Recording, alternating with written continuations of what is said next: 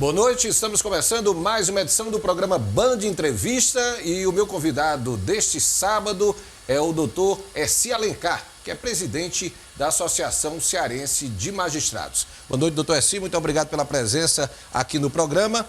No próximo dia 8, a Associação Cearense de Magistrados vai estar lançando aí uma campanha direta já para o comando do Tribunal de Justiça do Estado do Ceará. Queria que o senhor explicasse aí como vai funcionar essa campanha e qual o objetivo dela. Tá. Boa tarde mais uma vez, Rogério, e todos os telespectadores aqui da Band.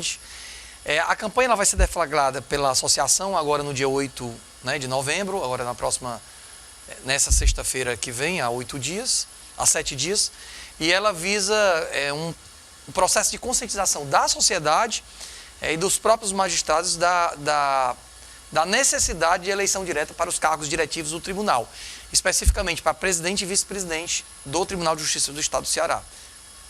Por que hoje a Associação Cearense de Magistrados está buscando para que haja esse processo diretivo à frente do TJ? Tá. Nós tivemos recentemente eleições ao tribunal. A gente deveria até ter deflagrado essa campanha antes, mas para não misturar com a eleição do tribunal que ocorreu há 15 dias atrás, nós resolvemos fazer essa campanha agora. Essa campanha não, uma campanha que ela é nacional, ela já vem de muitos anos. Nós temos inclusive uma PEC desde 2012 na Câmara dos Deputados, já aprovada na CCJ, que é a Comissão de Constituição e Justiça, e na Comissão Especial, já pronta para o plenário, que prevê eleição direta para os cargos de presidente e vice-presidente do tribunal, o voto de toda a categoria, de todo o tribunal, de primeiro e segundo grau. Hoje, só quem vota são os desembargadores.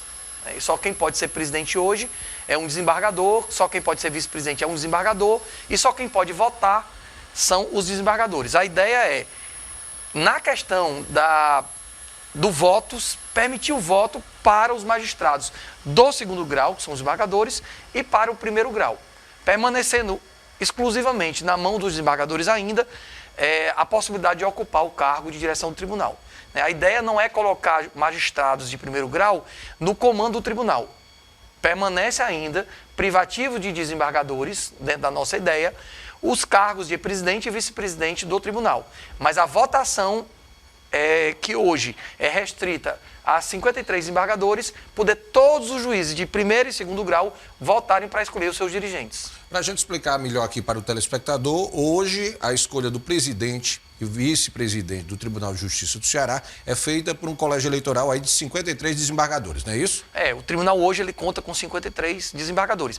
Esses 53 desembargadores detêm a capacidade eleitoral ativa e passiva. Ativa no sentido de que só eles podem votar. E passiva no sentido de que só eles podem ocupar esses cargos de direção. A ideia é alterar apenas a capacidade eleitoral ativa para que todos os juízes de primeiro e segundo grau seriam os desembargadores, possam votar e escolher livremente o seu dirigente. Caso essa proposta ela seja implementada, o colégio eleitoral passaria a ser de quantos magistrados aí na escolha do presidente e vice-presidente do tribunal? Mais de 500 magistrados, porque a ideia são magistrados vitalícios, né? A própria PEC 187, que está lá no Congresso, na Câmara, ela prevê que a capacidade eleitoral ativa são dos magistrados que já adquiriram a vitaliciedade, ou seja, já tem 2 anos de magistrado. Então hoje a gente ultrapassaria 500 eleitores, né, que proferiam seu voto, né, na escolha do presidente e do vice-presidente, dentro do universo de desembargadores, né? Mais uma vez reforçando, não é a possibilidade de o juiz de primeiro grau ocupar cargo de direção, mas a possibilidade do juiz de primeiro grau votar na escolha dos seus dirigentes, que serão desembargadores. Mas hoje, o juiz de primeiro grau, como eu, que sou juiz de primeiro grau, nós não votamos. Agora, doutor Essi, qual é a base, vamos dizer assim, dessa luta, dessa demanda que está sendo colocada pela Associação de Magistrados? A busca dá uma possibilidade, garantir uma escolha, digamos assim, mais democrática? Seria por aí? Tudo em nome da democracia. Rogério, é assim surreal você imaginar que o Poder Judiciário, em pleno século XXI, não detenha uma democracia interna. O Judiciário ele garante a democracia né, para as outras instituições, para a sociedade, mas é incapaz de gerar um processo democrático interno.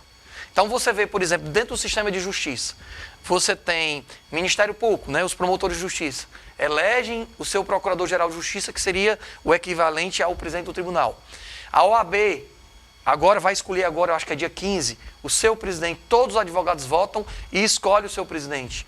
A Defensoria Pública também escolhe o seu defensor-geral, né, que equivale ao presidente do tribunal.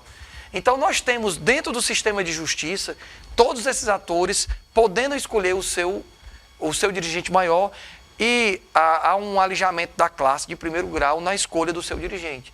Isso, na nossa visão, fere um princípio democrático, né, e a gente tenta sensibilizar através dessa campanha tanto os desembargadores quanto o primeiro grau e toda a sociedade, a imprensa, né, a sociedade civil, para que a gente possa estabelecer um regime democrático na escolha dos dirigentes máximos do órgão, colocando nessa possibilidade dos juízes de primeiro grau poderem votar.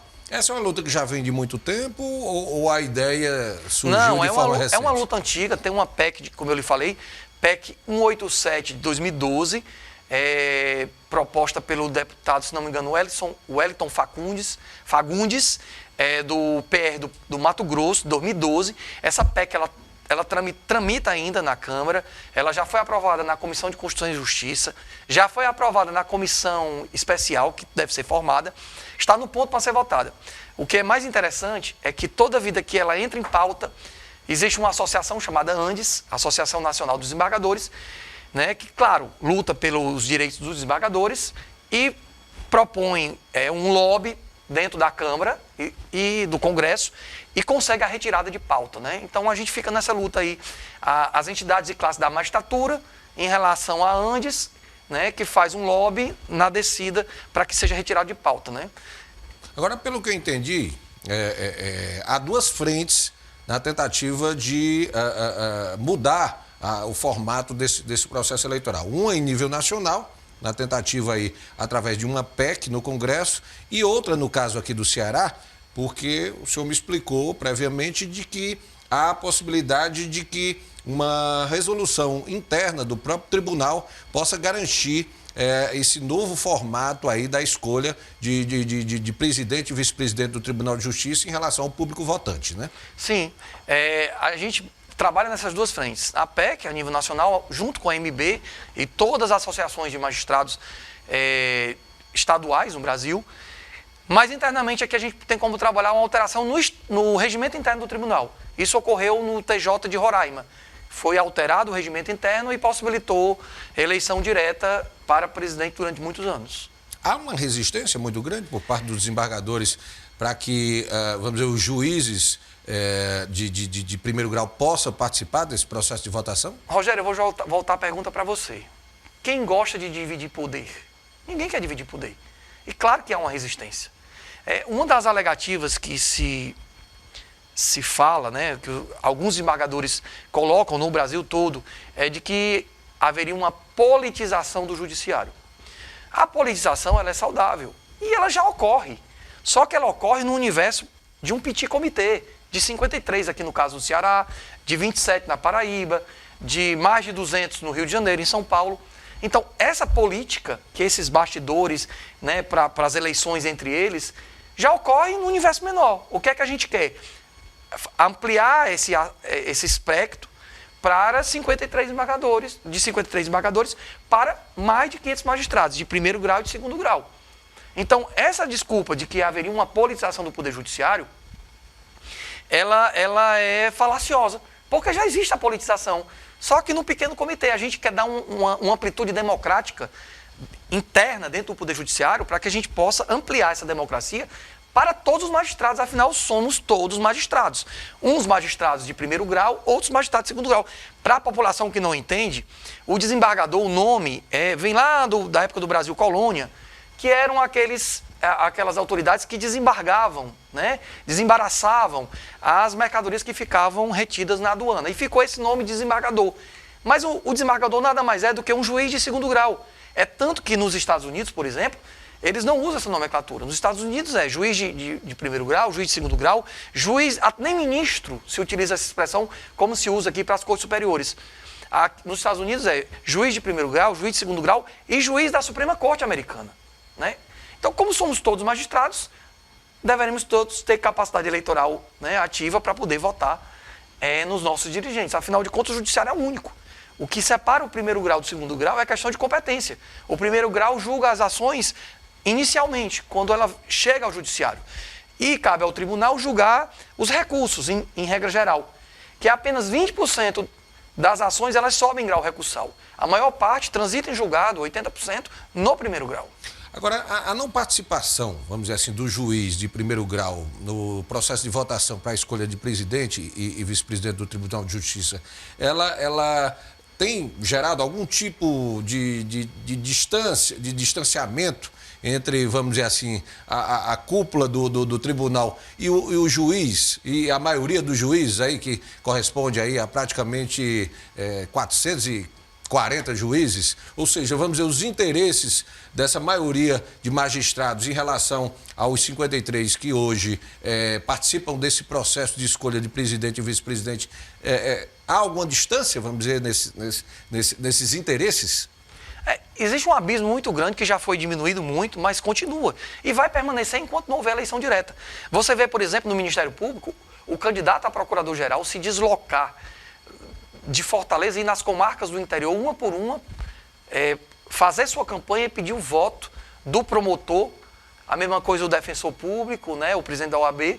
Então ele desce ao patamar, né, da realidade dos que estão, por exemplo, no interior, nas varas da capital, para pedir voto, né, para mostrar sua linha de programa de governo.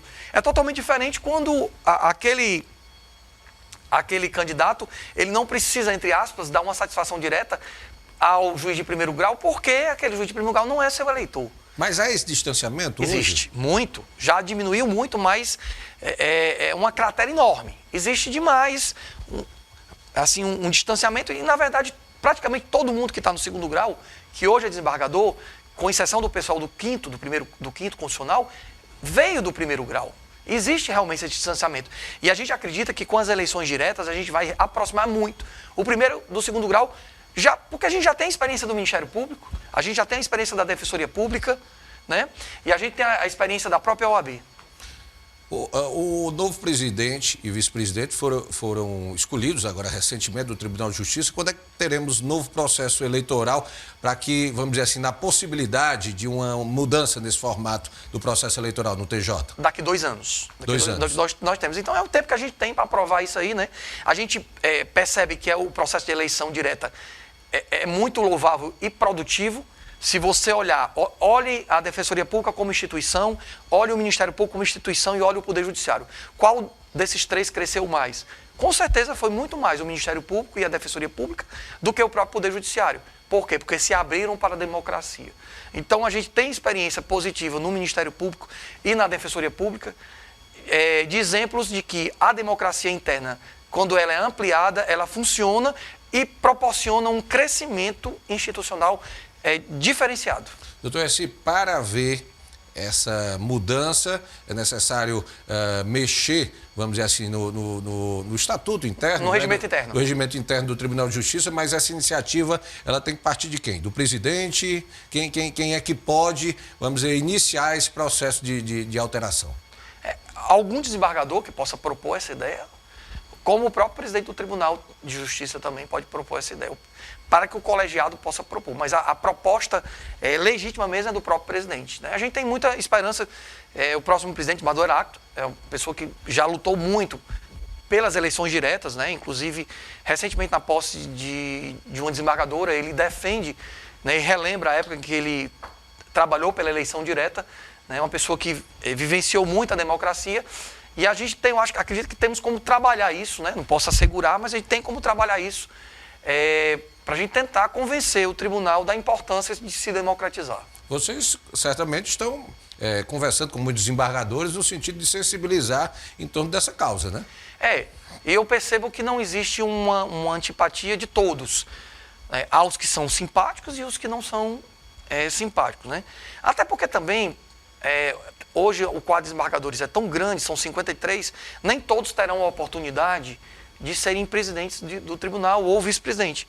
E, através do voto direto, você abre um leque para que todos possam concorrer à presidência do tribunal. Então, isso dá esperança a quem não teria uma mínima chance de se eleger no cenário atual ou em outro cenário e democratizar. Mas o mais importante é trazer para dentro do judiciário uma experiência democrática mais ampliada, com um espectro mais ampliado, que hoje a gente não tem. Doutor, assim, nós estamos chegando ao final do nosso programa.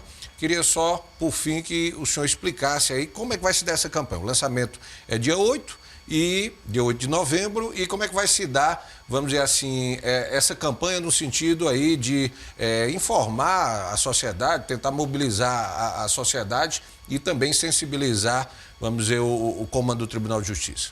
Bem, Rogério, tanto eu como alguns membros da diretoria estarão nos meios de comunicação, escrito, televisionado, né, e rádio, divulgando, né, todo esse resumo que a gente fez aqui, o que é que são as eleições diretas, para que é que serve, qual é o nosso objetivo.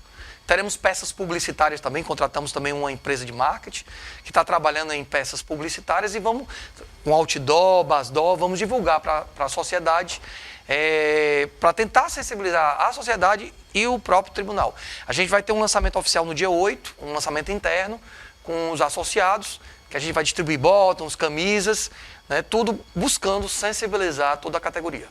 Doutor Eci, muito obrigado aqui pela sua presença aqui no Band Entrevista. Desejo realmente muito sucesso na realização dessa campanha e que os juízes, os magistrados cearenses consigam alcançar essa meta de aumentar esse processo democrático na escolha aí do comando do Tribunal de Justiça do Estado do Ceará.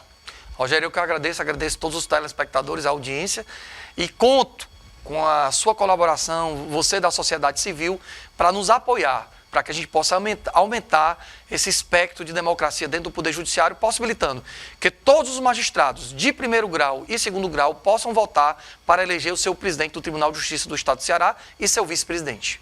Muito obrigado, doutor Eci, mais uma vez pela presença. Eu vou agradecendo a você que esteve até agora com a gente e lembrando para você que o Band Entrevista é exibido sempre aos sábados. Conto com a sua audiência. Muito obrigado hoje por essa audiência e a gente se encontra no próximo programa. Até lá.